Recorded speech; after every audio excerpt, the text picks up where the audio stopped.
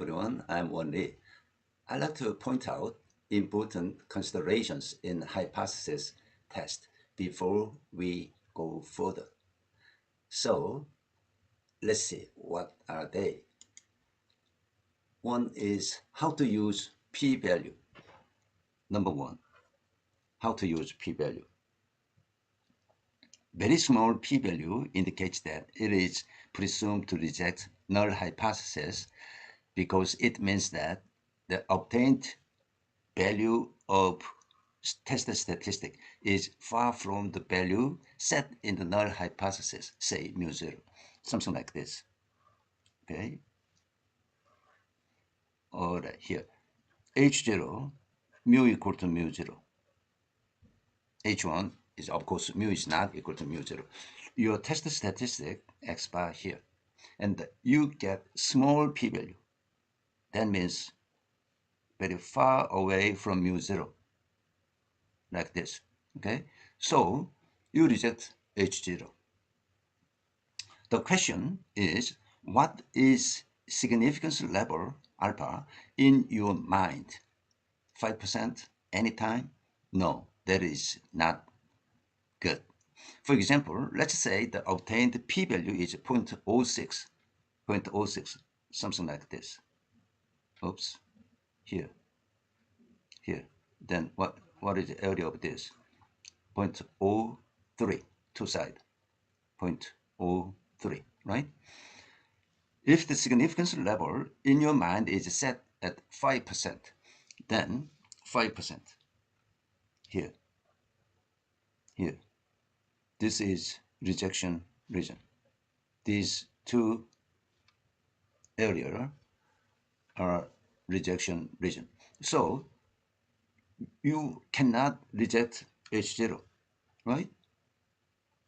But if the significance level is set in your mind at 0.1, then where is it? 0.1 here, here, okay? 0.05, this area is 0.05. Then you can reject H0. You can reject H0 because your p-value is 0.03. This way, 0.03, rejection region. Your tested value of tested statistics lies in rejection region here.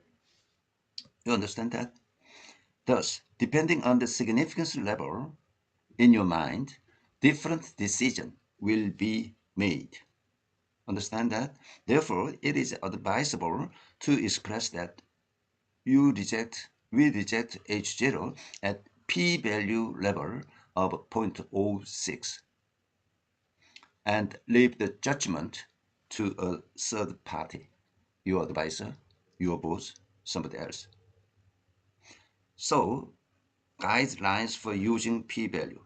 In social sciences, it is flexible and reasonable to set the significance level between 5% and 10%, I believe.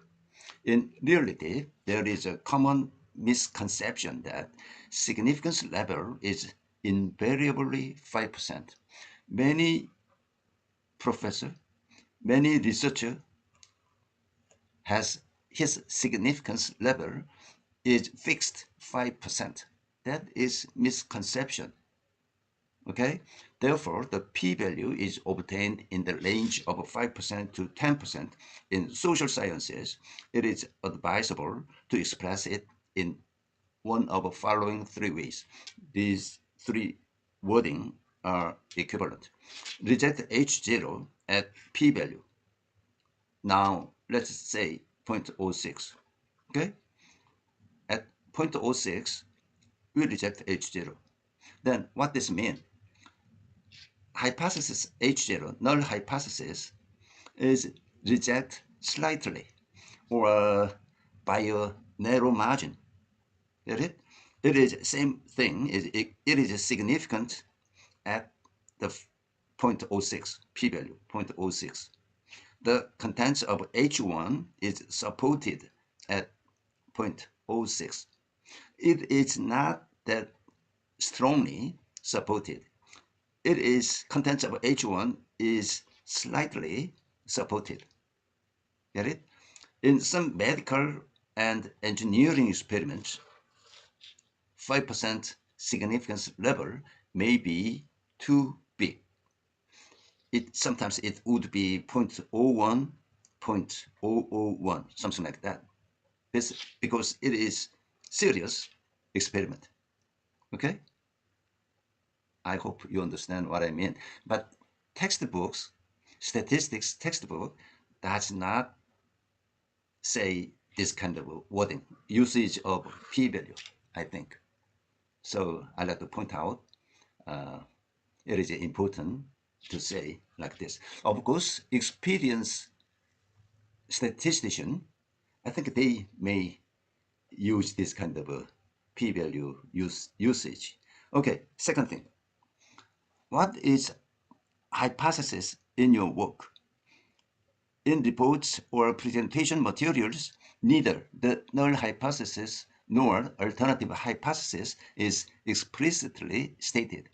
There is no H0 and H1.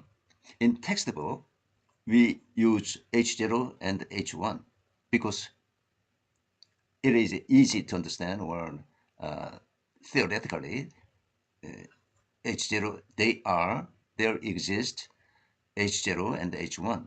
But in reports or thesis, presentation material, they don't use H0 and H1.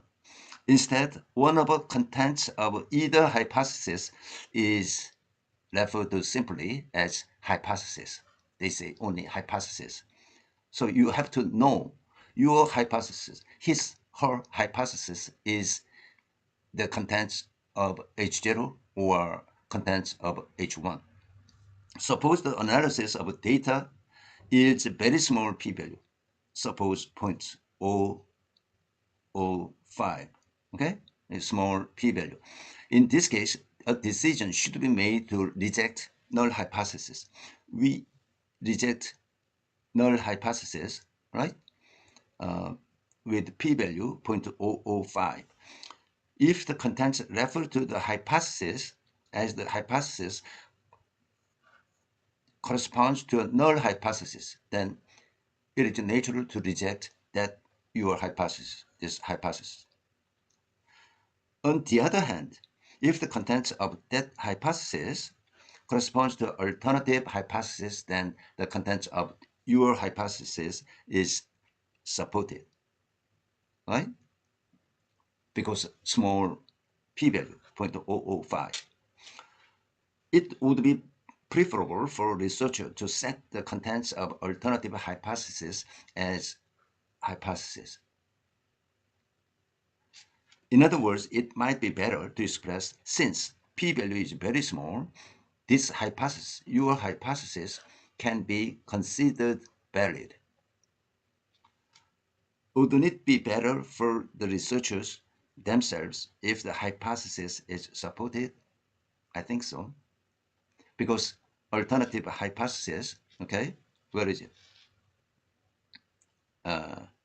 Alternative hypothesis is the content of your claim or assertion. So I think your hypothesis, single hypothesis, is the contents of alternative hypothesis. The researcher should clearly understand which contents of a hypothesis aligns with either the null hypothesis or the alternative hypothesis, depending upon the analysis proposed. The researcher must also establish hypothesis. Okay? You don't write down H0, some contents, H1, some contents. You do not write down like this. You have to select one of them and your hypothesis. But I recommend the contents of alternative hypothesis is your single hypothesis. I think you get it. Okay, it is not difficult thing. You understand what I mean. Then you may use you may fix your hypothesis because we have to study later statistical analysis method, then there is, of course, in this lecture, I will use H0 and H1, but in class, you use H0 and H1, but generally in what company or some institute, they don't use H0 and H1. I think that's why I point out this consideration at this point. Okay, thank you. Bye.